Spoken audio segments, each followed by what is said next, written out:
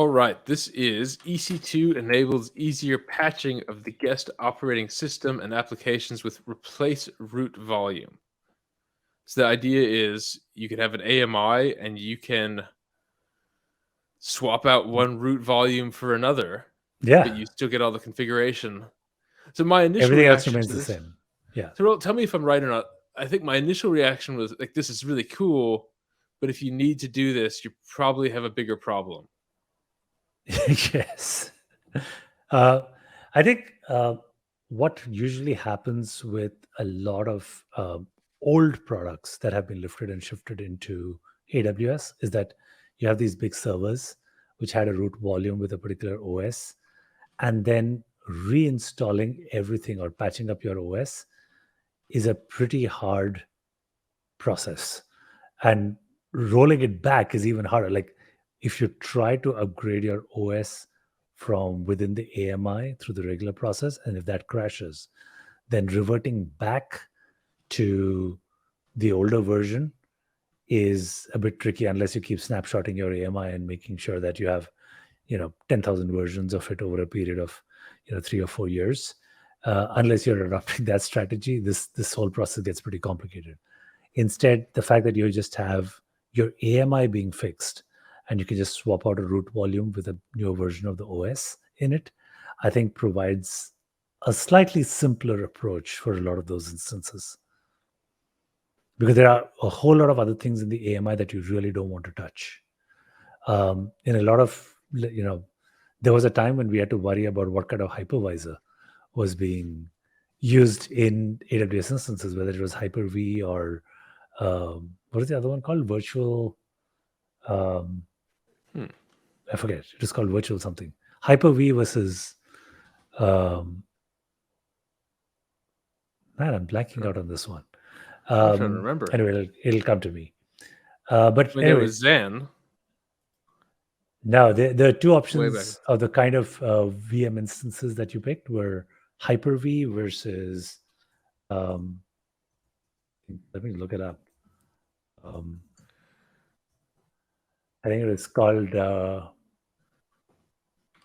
VM and Hyper-V or something. Anyway, not the most important part to cover for this particular topic, but there are so many other elements of operating systems and the environments, especially when it relates to Windows-based ones. I think if we could just swap it out with the volume, that becomes easy.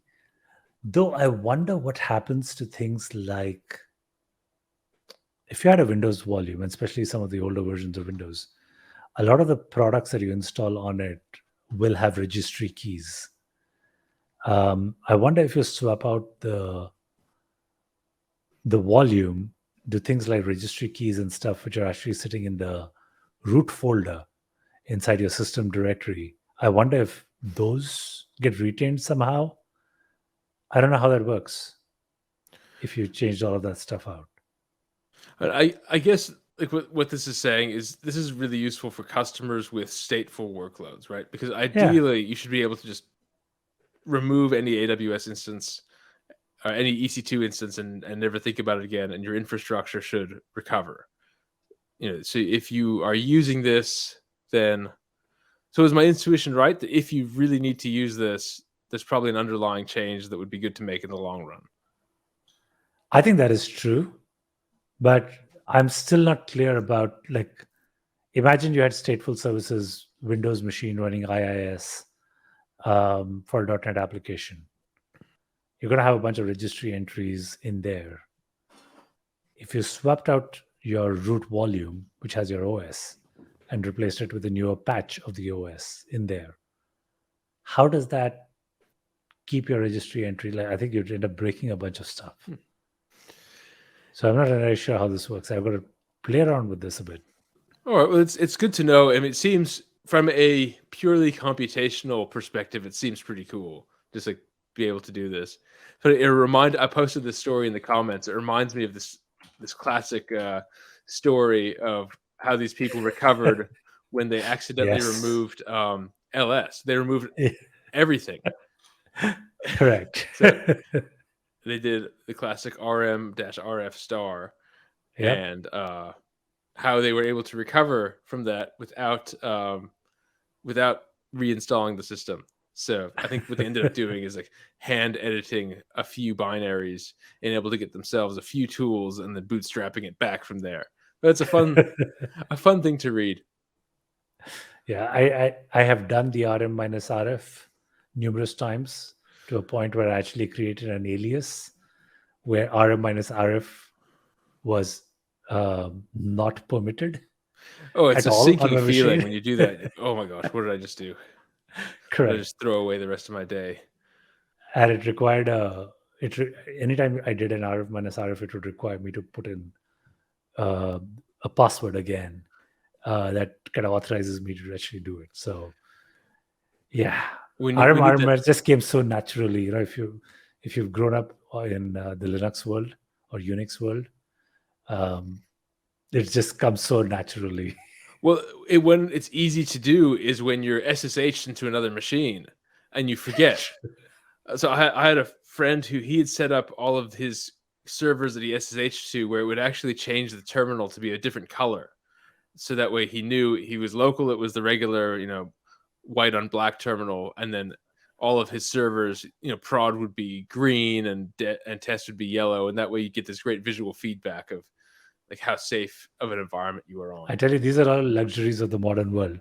When I was, when I was studying, we only had green screens. So you had only one color, green. Oh, fun. So you had green screen terminals, thin clients, and yeah, we would have multiple terminals, that you would basically kind of do your Alt F1, F2 into kind of get into as many terminals as you possibly could to run different processes on the server. And yeah, Well, we nightmares. I'm looking forward to talking with Darko next week about some retro computing, and he might have a green and black terminal to show us. So hopefully we can ask him to show us some of his collection. Yeah, I can't even imagine. Like, if I think my kids would freak if they saw one of those green screen terminals. I don't think that they know what to do with it. Oh, that's pretty funny.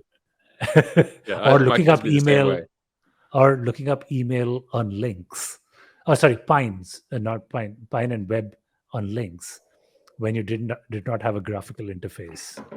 I've done years of surfing on the web at like 512 BPS baud rates over modems I still remember on Pine. my Prodigy email or Prodigy login. It was Oh yeah, Pine. And Pine was Crazy. made at the University of Washington. I Yeah, went there, it and there was was. some old stodgy professors who used it until the very, very end of it. Probably still using it. I mean, the last release was 2005, according to Yeah, Wikipedia. I used Pine till 2004. Okay, so you held on So till nearly the end. yeah, I held on to Pine because I was just so used to my emails being in that form, um, that it just made a lot of sense for me. And back then, I think the mail clients also weren't that awesome. Um, Today, like with Gmail, you just kind of use it and feel good about Oh, look at that. That's pretty good. it. That's fine. Links looks horrible though. I think I got rid of links as soon as Netscape was generally available. Yeah, it's good to. I mean, it's good to know it's there for emergencies. Correct. All right. Well, how do we rate this article? Uh, I wish there were more details around this. So I'd give this a 2.5, maybe. I don't even have a 2.5. I'm going to round up for them. Two. Okay, round up to I'll give them 3. a 3. Okay. Like this announcement, I mean, makes me want to go back and play around with this and figure out what it actually means for different OSs and different flavors. So yeah. And then so I don't know if it gives us a simplifies or a complexity or not, because I I don't just know don't when know. it's a good idea. All right, we're going to give this our neutral tag. Oh, I need to get a better. There we go. Now you can see it. Neutral. Yeah, we need a different Shrug of color. shoulders. Yeah, might be good, might not be. Yeah, All we just right. don't know. Well, let's do another quick break, and then we come back. We're going to talk about elastic IP addresses elastic IP addresses cross account. So a quick break, and then we'll come back.